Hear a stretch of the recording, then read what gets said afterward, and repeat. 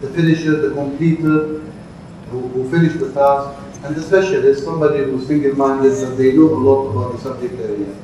So if you take it in developing teams, let's assume you want to set up a research group to do some research and increase the number of publications. As an example. So you may get somebody in your team, same discipline. Some people are really good at finding the information, collecting the data. They are excellent at doing it. Some others are really good at analyzing it and interpreting it. Some people are good at writing the paper and following it, sending it to the editor and getting the corrections and responding to them. So by the time you form a team, which consists of various people, maybe the shaper or the fan, and the coordinator and the completer, you can increase the number of publications. Your number of publications will increase without any doubt. So by having the right team from various individuals, various skills, various abilities, you'll be able to increase the output of your teams. Okay? Please, there are some more slides which I've had it because I sent the handouts last week, but I kept working on this one until the day before I came here. So I added a few more slides. The presentation is on the machine. You can download it, please. The website, the quality. It's on this machine. I put the PowerPoint presentation. You can take a copy on memory flash, or they will put it for you somewhere. You ask them to add it because we can access to Blackboard. Yeah. I think they may have done it. Actually, I was looking at the presentation موجودة هون 5 زملاء كرام سنوات جبت كوبي عنها. Okay. It's on the machine anyway, you can make copy. I have one copy in my pocket. If anybody wants to put it on the machine. But it's important for you to have access to that presentation because it has some good slides as well. Yeah. So if you look at this model once again, you have 3 key roles: thinking roles, action roles, social roles. So in a team, you will have people who like to think, and they are the specialist, the plan, and the monitor evaluator. They like to spend time thinking, analyzing, etc. There are the social roles, the coordinator, the team worker, the resource investigator. They have somebody who's good in connections, somebody who can coordinate the team, they can manage it, they can time manage it, they can project manage it. You need them. And if you need action roles, then you need the shaper, you need the implementer, and you need the completer and finisher. And I know this from my own experience when I was in the UK. I used to write papers, but the most difficult part for me was to complete it, to edit it, to finish it, to submit it, to get the corrections and deal with them. I just couldn't do it. I could get the ideas, I could write the paper, and then one guy who was part of my team, a British guy, he said, okay, I am really good at doing this. So we published lots of papers together. He was a completer. He would complete the paper, he would send it, he would deal with the editor, he would deal with the correction. But we increased the number of publications massively by working together. So it's really useful for you to work as teams, identifying the right skills within the team itself. Okay, now I'm going to cover until 11:30 what makes a great leader. And I'll start by saying a great leader should have a clear vision. We mentioned it here. Set clear targets for yourself and your team. If you are leading a group, if you are leading a research group, you have to have a clear vision and you have to have targets for your group to say, we want to produce 4 publications a year, we want to graduate 2 PhD students, we want to generate X amount of money. You have to have clear targets for what you want to achieve. You have to lead by example. The sheep. If you don't do it, how can I just, if I don't do it myself, how can I lead by, I have to lead by example. Otherwise you cannot lead. Leading by example is a must. Get your name well known. Of course, you can get it through publications, citations, conferences, workshops. It's so important for you to establish yourself as an academic leader. Be decisive. You have to be professional. You have to be kind to people, but at the same time, you have to be decisive at the same time. Empower your team The team you create, empower them, trust them, support them. It's so important. Have a presence related to get your name known. Get politically connected. We mentioned many times that organizations, universities are political institutions. There's politics everywhere, everywhere, in the East and in the West. You have to know how to handle it. You can watch it around it, you can feel it.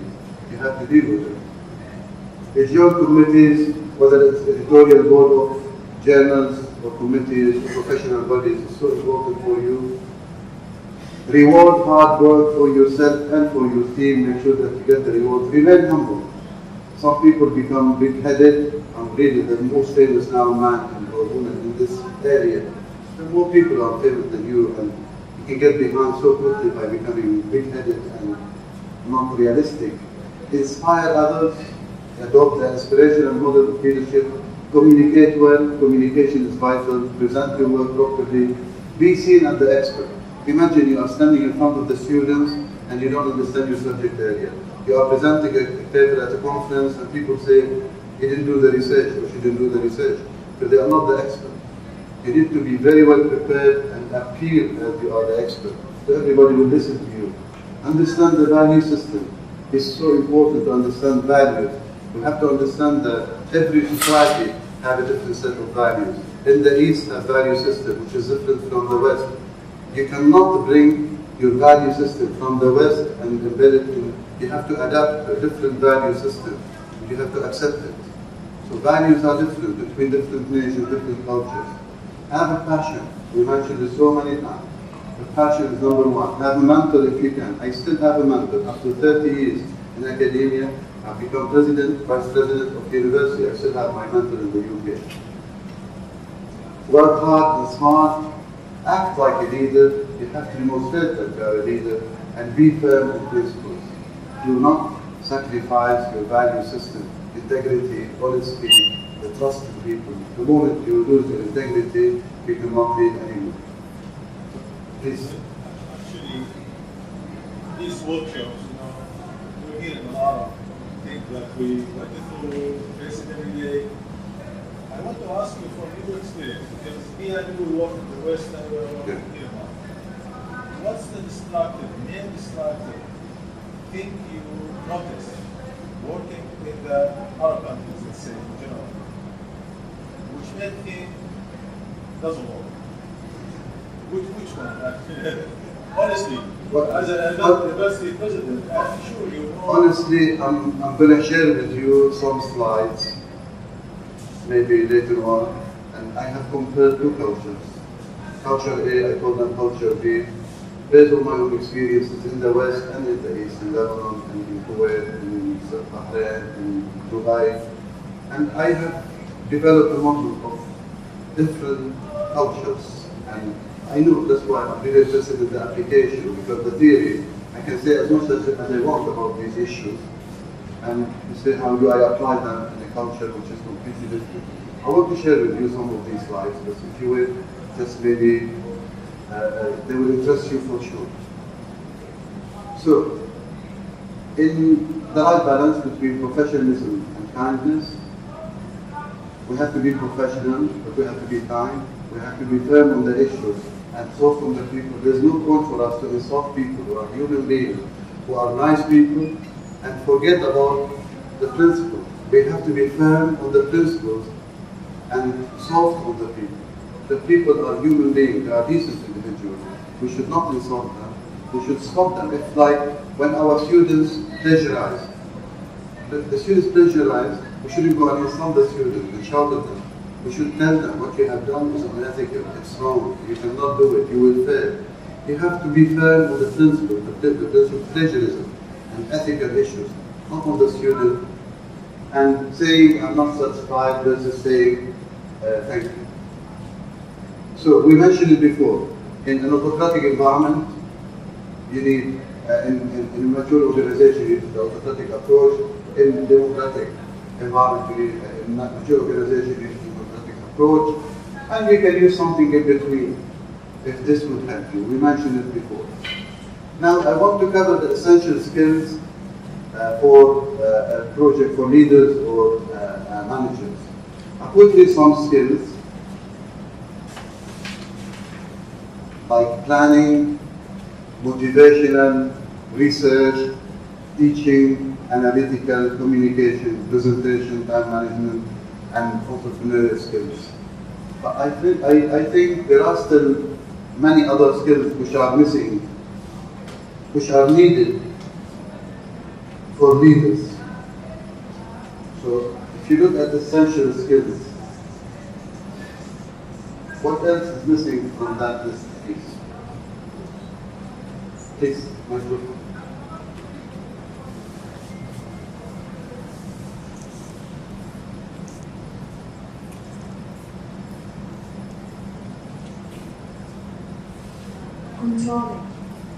Controlling.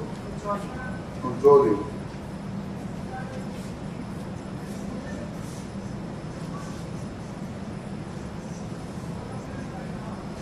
Controlling, not trusting, yeah? Controlling is the complete opposite of trusting. I'll come to you. And reading and empowering. Empowering skills. Empowerment.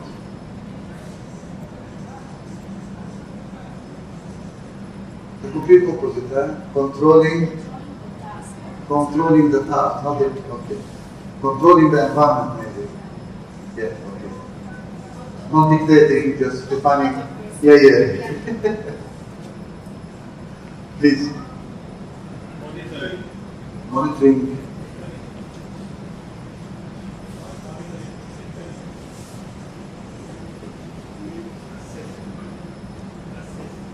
Assessment.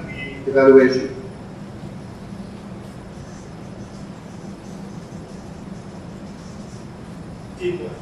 Teamwork.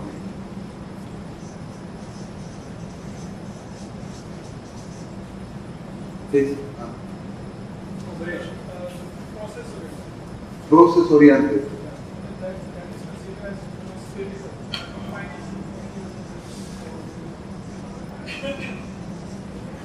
Okay, please, I need the microphone. Where is the microphone? I want our colleagues to hear.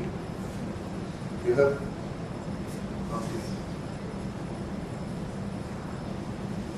Our police from dentist here tonight. Yeah. I meant mentoring, not monitoring. Mentoring.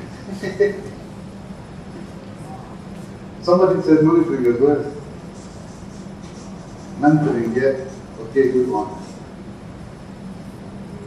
What else? Do you think, they should have social skills? If social skills is not there.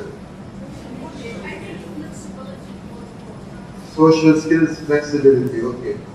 Social skills. Yes, flexibility. Yes. Emotional intelligence. It's so important, believe me. Emotional intelligence. It's so important to have the emotional intelligence. Please. I think one of the essential Give me the microphone. one of the essential things on the leader himself that you can take is actually from the hard work, social life, work together as a team, and have them humble their social life. Show them that he's passionate, that he's respecting and actually caring, not just ordering. Passion and caring skills.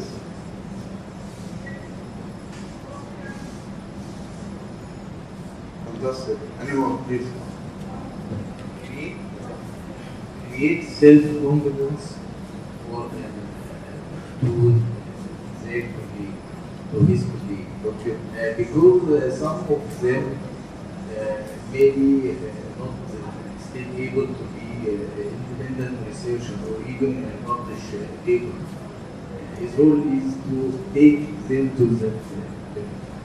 I'm glad you mentioned it because I'm going to now cover in a second 2-3 slides about research skills. And you may think that some people know what I'm talking about, but some people may not know. Very important not to discourage Yes. or I got the message for sure. disagree everything. I agree with you 100%. And I will tell you one thing. We mentioned it yesterday. Thomas Edison, the story of Thomas Edison. Thomas Edison, when he went to school, he was failure. And they gave him this piece of paper. He took it to his mother. And his mother said, what did they write? She said, you are a genius. They cannot teach you at that school. But you are just ahead of all of them. And she educated him to be an international inventor. And you can see, he believed himself that he's so intelligent. Some of our colleagues from, please, before we go to the slide, last one. Resiliency and tolerance. Tolerance.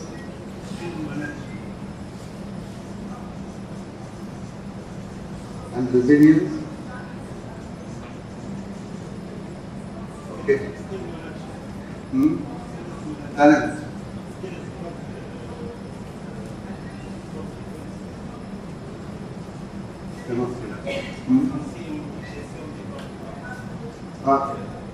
Yeah, competency management.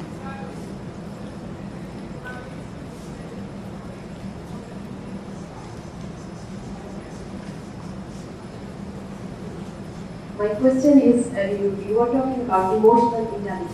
Yes. Can you please explain what is emotional intelligence? Yes. Emotional intelligence, you know, there are two types. Intelligence, which is the IQ, which shows how clever you are, etc. Emotional intelligence is how you can manage to handle behaviors and social activities in the social settings. So, emotional intelligence is your ability to engage with some individuals who are suffering maybe for a reason. So your emotional intelligence helps you to find a solution for them, to care about them, to help them develop. It's more than relying on the mind. It's a combination of the mind and the heart. They call it emotional intelligence. It's so important in organization now. Everybody is talking about it, in fact. Because intelligence, sometimes if you don't have the emotional intelligence, you are not able to convince people that they should change. It helps immensely in the influencing skills. Another skill which I think is very important for a leader is the self-control. How he can control himself or herself. Because if he cannot control herself or himself, how can he control the people? So self-discipline, you can say, or self-management, you can say in other words. It's true, in fact. If you cannot control yourself, how you can control the environment?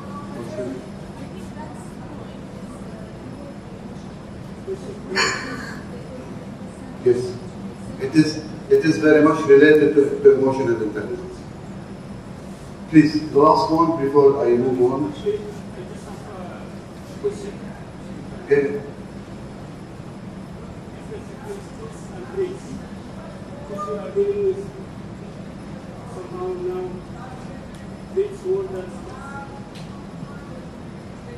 Skills. If you are a great leader, then you will have the skills to plan properly, put a plan, envision the future. It's all to do with skills. If you look at motivational skills, which is very much related to emotional intelligence, is how you are able to motivate colleagues, and this is your ability, the skills you have in motivating others. Research skills. If I'm a leader, especially in academia, that's why I want to use research as an example now. If I'm a leader in research, I have to prove to my audience that I should be leading research because I have the right background in research. I know how to publish paper, I know how to understand research philosophies, I know how to generate research money. So you have to give that confidence, and these are skills. You can develop them with time. Okay? Please, I need to move on. Last one. Controlling is very important. But if the leader wants to control everything, he will fail. Yes, without me. Okay. Should be to certain limits Yeah. and give space to others to create. We just said it. If it was becomes like a, if you become like a diminisher, and then he will prohibit straight away. Yeah, fantastic. It's so important, believe me. I have noticed it myself because I didn't spend time on these issues. I forget about ResearchGate and profile of Google Scholar. It's not my priority now. And since I put them, I've seen an increase in the number of citations. Another point here. Yeah. We need to know to have a high citation number when you are writing proposals and writing grants. Again, the system here in our countries, most of the time there is a fixed, you get money from the university or you get money from inside the country. There is no real competition. So that's why, faculty are not they pay too much attention to this. I hope also, even if there is competition, internal competition on fund in the country itself or in the university itself, we should look at this number. How much citation you have, how much you are known, how much you are known. Absolutely, without any doubt. Anyway, if you look at the QS league tables and other league tables now, they rely heavily on the number of citations and quality of publication. I think everybody, of course, depending on the discipline, some disciplines in medicine, in chemistry, biology, it's still easy for them to get so many citations. In other disciplines, social sciences, business, you don't get many. I mean, this is reality. But you can still publish and get the citations.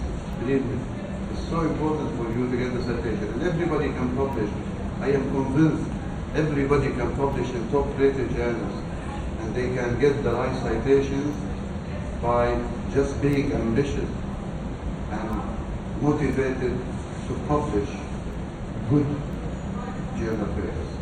There's no question about it.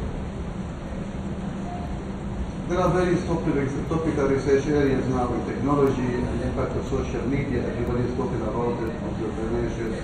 In the hard sciences, artificial intelligence, robotics, environment, and innovation. These are the topical research areas now across the globe almost. Now, in terms of KPIs, key performance indicators, as a research leader, you will need to define the key performance indicators for your team, and the KPIs could be based around many aspects.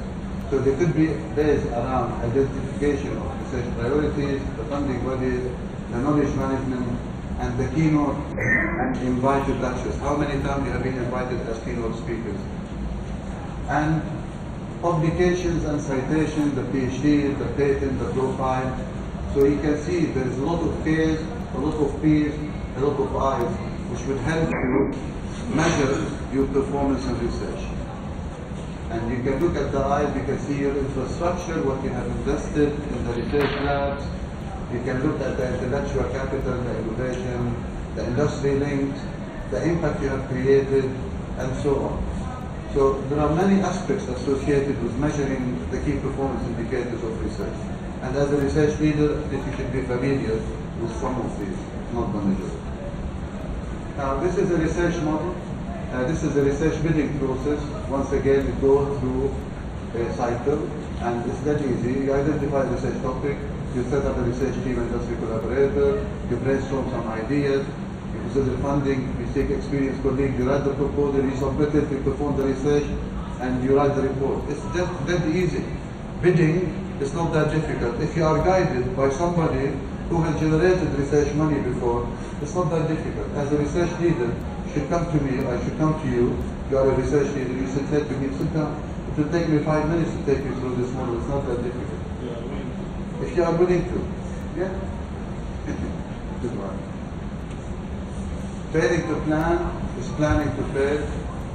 My advice to you is just please spend time thinking about anything you do in terms of research, in terms of teaching, in terms of community engagement, in order to provide the right leadership as a faculty or as a leader or a manager. Because I think culturally speaking, and in some cultures, we tend to do things before we reflect on them. We do things, we think, we deflect, we regret, we blame somebody, we say, then I need to find a scapegoat now, and learn not and plan not. It's very common. In the West in general, they think a lot, and they plan a lot, before they start doing. Then they do, then they reflect, they evaluate what they have done, they learn from their mistakes, they improve, then they plan. They learn and they plan better for the future. So planning, spending time on thinking, planning, doing, reflecting, evaluating, learning, planning better is the right way. So now in the art and science of leadership, if you look at the art side, once again we have seen passion, the creativity, the connections associated with it, the storytelling. A great leader is a leader who can tell stories.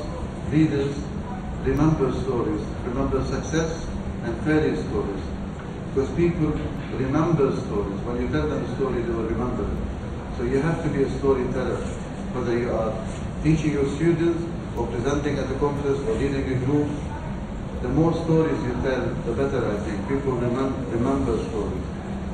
And presentation, which is really important in terms of the art of being a great leader. This is the art of leadership. In terms of the science of leadership, we have to rely on evidence. We cannot rely on emotions all the time. It doesn't work. And I'm going to show you later on some comparison between various cultures where some is based around evidence and some is based around opinions. How can I just build my judgment around opinions delivered to me? I have to rely on evidence. People say to me, 50% have passed this exam. No, approximately 50 to 70, it doesn't work. It has to be based on evidence, not opinion. In the science, you need to have the vision to do it. You have to have the originality in terms of leading. You have to be original, sometimes different, creative. You have to have rigor, and you have to be driven by outcomes. Great leaders are driven by outcomes. They want to achieve something, so they can measure it. They can make the difference. They can leave the legacy. Okay? What do you think? What's missing from the art of leadership? What else do we need in terms of being artistic in leadership? Because it's not just pure science. It's a combination of art and science to be a great leader. Feeling. You are right. You have to have feelings. Sometimes you see leaders as robots.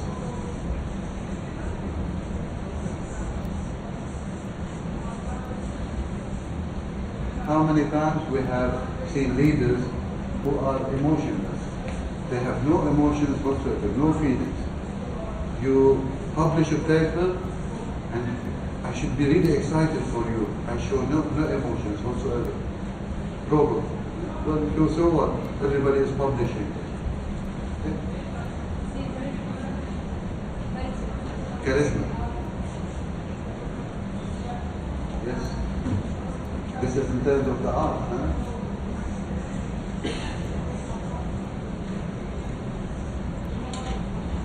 Charisma.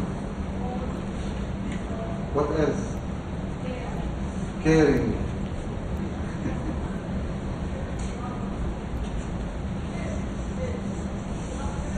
Because all of these are the soft issues associated with leadership.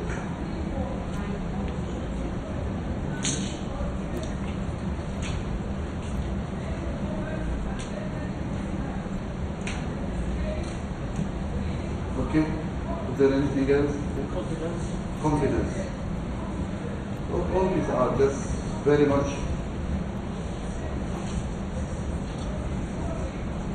related to the art and soft skills, because straight away you can feel whether a leader is confident or not. The way they talk, the way they behave, the way they... Listening.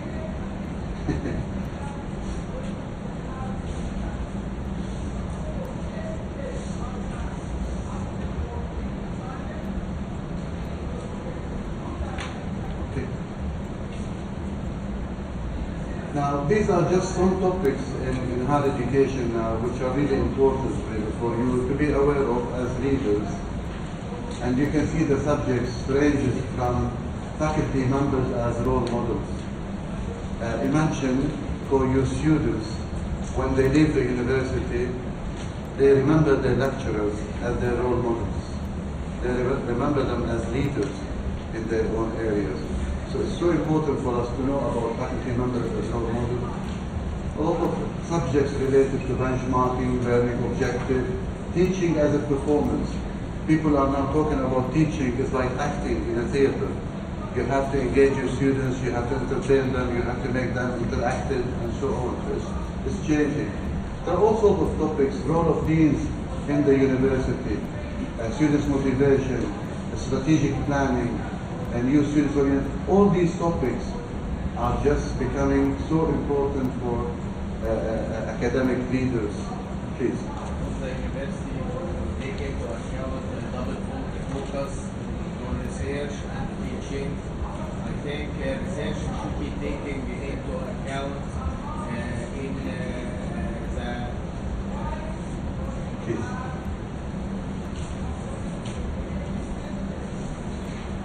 research should be taken into account with the normal academic load of researchers because only teaching is the focus. You understand me? Yes. And to take into account the double fold focus, you should make a compromisation. I understand fully. I mean, the workload issue is a universal issue in the Middle East in particular, and I'm sure when we look at the challenges in higher education for you as leaders, you will see my at least viewpoints about. I think there may be something here about workload, even, you know. But workload is a very, very big issue, and striking the right balance between teaching, research. If you want to publish highest articles, Yes. you need very much time of work. Yeah. I understand it fully. Everybody is facing this issue in the Middle East in general. I know in the West, because the workload is less for teaching. In the East, all universities are in the same model. I mean, for assistant professor here, you teach 5 subjects, huh? 5 subjects? So large number of students. 5. For assistant professor in my university, 5 subjects. So it's even more. Huh? Okay. 14 hours. 14, okay. No, 15. 3 times. Maybe increment section and large number of students. Yeah. I understand. I mean, workload is an issue. We can talk about it. Also, there is a big gap between facilities in the main section and the main section. Okay. I understand it too. Okay, so please, in the next session, which will be from 12:15 now, we will talk about the difference between leadership and management, and an interactive session